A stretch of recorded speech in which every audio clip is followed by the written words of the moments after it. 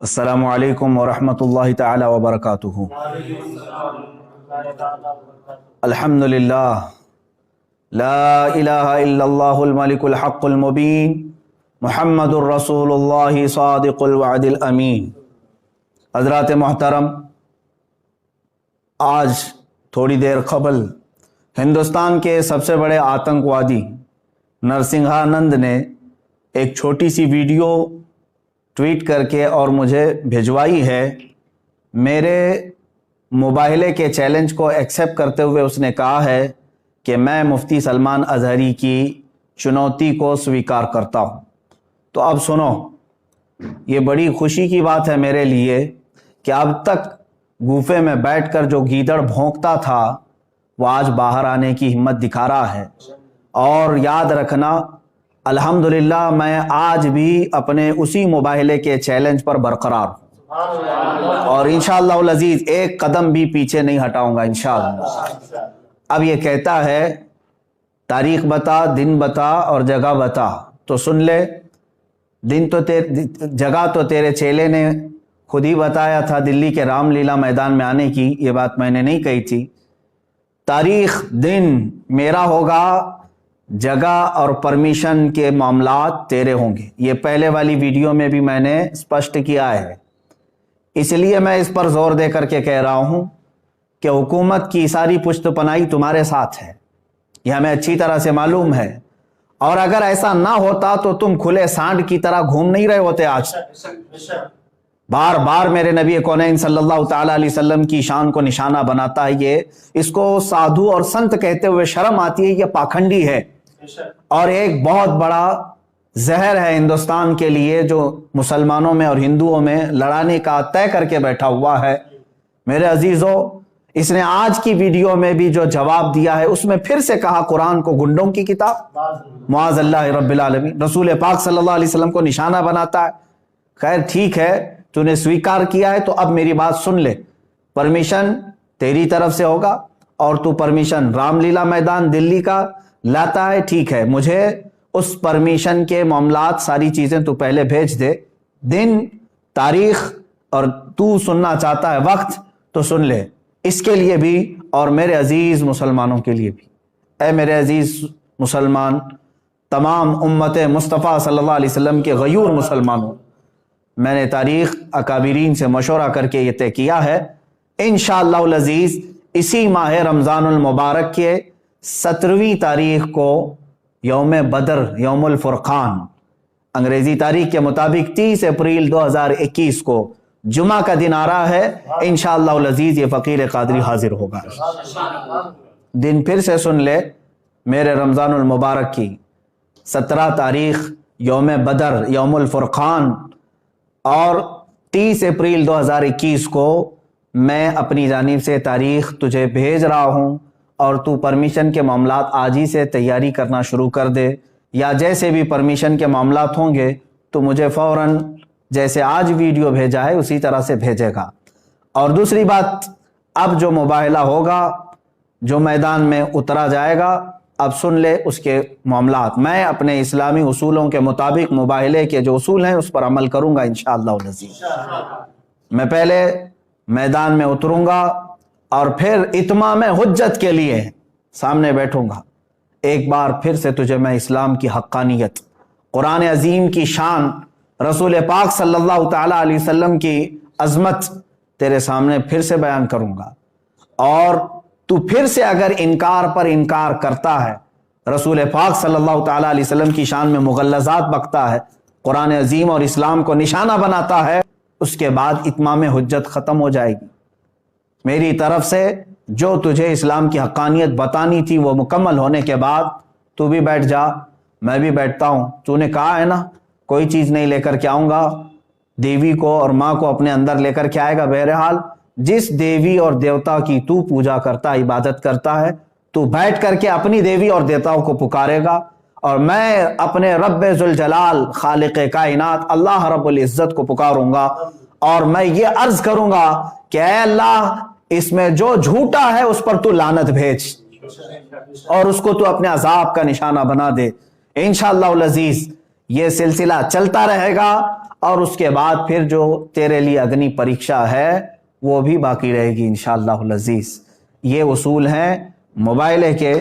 اب پھر میں یہاں پر کچھ چیزیں ضرور عرض کروں گا۔ جانے سے قبل ایک اور بات اس پاکھنڈی کے لیے، نرسنگھانند کے لیے، کہ تیری بھی باڈی ٹیسٹ ہوگی، میری بھی باڈی ٹیسٹ ہوگی، تیرے بھی کپڑے چیک کیے جائیں گے، میرے بھی کپڑے چیک کیے جائیں گے، کوئی چیز لگا کر کے نہیں آیا جائے گا، ہم اسی طرح سے آئیں گے، اور کتنے لوگ رہیں گے اس کو اگلی مرتبہ میں ہم طے کریں گے۔ اور یاد رکھنا، شرارت کرنے کی کوشش نہیں کرنا۔ اگر تو اپنے گوفے سے باہر آنے کی ہمت دکھا رہا ہے تو پھر سے میں تجھے کہتا ہوں، بزدلوں اور کائروں کی طرح سے شرارت نہیں کرنا۔ جس طرح تو اپنے گوفے میں بیٹھ کر کے عام بھولے بھالے ہندوؤں کو ہتھیار سے لیس ہونے کی دعوت دیتا ہے، لڑانے کے لیے ابھارتا رہتا ہے، اس طرح اگر تو نے دلی میں رائٹس کرنے کی کوشش کی، ہندو مسلمان فسادات کرنے کی کوشش کی، اس کا سارا ذمہ تیرے سر پر ہوگا۔ اس لیے کہ میں ہندو مسلمان لڑائی کا، فساد کا حائل نہیں ہوں۔ میری لڑائی عام لوگوں سے نہیں ہے، صرف تیرے سے ہے، تجھ پاکھنڈی سے ہے، جو تو اپنے مغلظات کے ذریعے سے اسلام کو اور قرآن کو اور میرے آقا کو نشانہ بناتا ہے۔ سب کو معلوم ہے تو سیاست کے لیے یہ تمام چیزیں استعمال کر رہا ہے، لیکن آج بات آ گئی ہے میرے نبی محترم صلی اللہ تعالی علیہ وسلم کی۔ تو کیا سمجھتا ہے کہ اسلام یہ کوئی کھیل ہے، آج کل کا آیا ہوا ایک دین ہے؟ اسلام تو اس دن سے ہے جس دن پہلے انسان نے اس دھرتی پر قدم رکھا ہے۔ میرے رب ذوالجلال کا ہر گھڑی انشاءاللہ العزیز اعانت کا وعدہ ہے قرآن پاک میں، اور مجھے یقین کامل ہے۔ اور جو باتیں مجھے عرض کرنی ہے، پرمیشن تو لے کر کے ہمیں بھیجے گا، اور تاریخ میں نے طے کر دیا۔ پھر ایک بات، تو جل کر مر گیا تو اس کی ذمہ داری میری نہیں ہوگی، یہ بھی لکھ کر کے پہلے سے دے دینا، کسی ایڈوکیٹ کے ذریعے سے بنا کے، کہ میں اپنی خوشی سے جل کر کے مرنا چاہتا ہوں، اس لیے کہ بعد میں تیرے جل کر مرنے کے بعد نہ یہ ذمہ داری میرے اوپر ہوگی اور نہ ہی کسی مسلمان پر ہوگی، اور انشاءاللہ العزیز مجھے یقین ہے میرے دین پر اور رسول پاک صلی اللہ تعالی علیہ وسلم کی حقانیت پر اور قرآن پر یقین ہے، جو ہوگا میرے رب تعالیٰ کی مدد ضرور آئے گی۔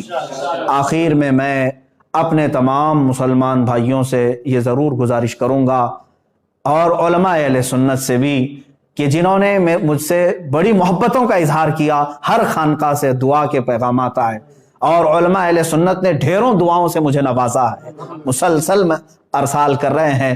کئی حضرات نے مجھے اپنی نیکیاں، اپنے نوافل میں یاد کیا۔ بہرحال میں تمام ہی نوجوانوں سے کہنا چاہوں گا، اے مسلمانوں، اب مجھے بتاؤ، میرے آقا صلی اللہ تعالیٰ علیہ وسلم پر اس قدر مغلظات بکنے کے بعد اب جینے کا مطلب کیا رہ جاتا ہے؟ اب جینے کا مطلب کیا رہ جاتا ہے یہاں پر؟ اور پھر میں یہ سمجھ لوں گا کہ اگر اس وقت کے آنے سے پہلے اس نے کوئی شرارت کی، دباؤ بنا کر کے میری گرفتاری یا مقدمے میں گھسیٹنے کی کوشش کی، تو پھر میں سمجھ جاؤں گا کہ تو سب سے بڑا قائر ہے اور بزدل ہے، اور پھر یہ بھی میں سمجھ جاؤں گا حکومت کی ڈبل پالیسی کیا ہے۔ جگہ جگہ سے اس پر ایف آئی آر ہوئے ہیں، دسیوں مقدمے ہو گئے، لیکن اس کو کوئی اریسٹ نہیں کر رہا آج تک۔ کھلے سانڈ کی طرح سے وہ گھوم رہا ہے، زہر پھیلا رہا ہے، آج تک زہر پھیلا رہا ہے۔ اور اگر مجھ جیسا ایک عالم انصاف کی گہار لگائے، اگر مجھے گرفتاری کے بارے میں یا مقدموں کے بارے میں بات آتی ہے، تو پھر یہ ڈبل پالیسی بھی سمجھ میں آئے گی۔ جس طرح مجھے آج ہی میرے گھر پر پولیس بھیج کر کے نشانہ بنانے کی کوشش کی گئی، وہ جس کی طرف سے بھی پولیس آئی ہوگی، لیکن اگر ان معاملات میں یہ شرارتیں بھی تو کرے گا تو بھی کان کھول کر کے سن لے، میرا یہ چیلنج کبھی ختم نہیں ہوگا، انشاءاللہ کبھی ختم نہیں ہوگا۔ اگر دباؤ میں آ کر کے کسی نے گرفتاری اور دیگر معاملات کر بھی دیے میرے ساتھ، ارے میرا قتل بھی کر دیا، انشاءاللہ العزیز ہندوستان کے ہزاروں عاشقان مصطفیٰ ہیں جو پھر کھڑے ہو کر کے تجھے للکاریں گے، پھر للکارا جائے گا تجھے، اور یہ ختم نہیں ہوگا۔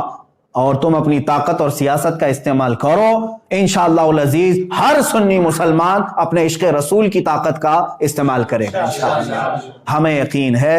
اور تمام ہی مسلمانوں سے پھر سے میں کہوں گا، آج سے دعاؤں میں لگ جاؤ، اور تم ذرا برابر بھی ہلکا پن محسوس نہ کرنا، اس لیے کہ یہ میرے گھر کی بات نہیں ہے، یہ میرے اپنے ناموری کی بات نہیں. اگر کوئی بدگمانی کرتا ہے تو میں اس سے پھر معذرت کے ساتھ کہوں گا واللہ باللہ تاللہ میں نے ہرگز اپنی ناموری اور شہرت کے لیے یہ چیلنج نہیں کیا ہے. دل جل رہا تھا اسلام کی حقانیت اور رسول مختار صلی اللہ تعالی علیہ وسلم کی شان اور قرآن کی شان کے اظہار کے لیے میں نے چیلنج کیا, اور مجھے یقین کامل ہے انشاءاللہ العزیز, یقین کامل ہے فتح ہوگی تو اللہ رب العزت کے ان بندوں کی فتح ہوگی, کیونکہ قرآن میں مولا نے فرمایا کان حقا علینا نصر المؤمنین, اللہ فرماتا ہم نے اپنے اوپر لازم کر لیا ہے ایمان والوں کی مدد کریں گے. میرا رب فرماتا ہے کتب اللہ لاغلبن انا ورسلی ان اللہ قوی عزیز, اللہ نے یہ لکھ دیا ہے کہ غالب آؤں گا تو میں اور میرے رسول, اور بے شک اللہ قوت والا اور غالب آنے والا ہے. اور پھر میرے رب تعالیٰ نے یہ بھی فرما دیا ہے هو الذی ارسل رسولہ بالہدی ودین الحق لیظہرہ علی الدین کلہ, وہ اللہ ہے جس نے اپنے رسول کو دین حق کے ساتھ بھیجا ہے, دین حق کے ساتھ بھیجا ہے, کسی آتنک کے ساتھ نہیں, اس لیے کہ وہ تمام ادیان میں غالب آئے. اور میرے رب تعالیٰ کے اس کلام مقدس پر یقین رکھو اے سنی مسلمانوں. اور پھر میں گنگناتے ہوئے یہ پیغام ہر ایک سنی مسلمان سے کہوں گا, تم بھی آج سے اس کو ورد زبان بنا لینا, اس لیے کہ رزم گاہ حق و باطل اب گرم ہو چکا ہے. اب حق و باطل کے معرکے کی ان تمام تماشا بین مت بننا, حصہ بننے کی کوشش کرو, حصہ بننے کی کوشش کرو. یا رسول اللہ کروں تیرے نام پہ جاں فدا, نہ بس ایک جاں دو جہاں فدا, دو جہاں سے بھی نہیں جی بھرا, کروں کیا کروڑوں جہاں نہیں, ایک جان کیا ہے اگر ہو کروڑوں, تیرے نام پر سب کو وارا کروں میں. یا رسول اللہ ابھی وہ امی فدا کا آقائی و مولائی آپ کی شان میں مغلظات بکے جا رہے ہیں اور ہمارے کان ابھی تک سننے کے لیے باقی ہیں.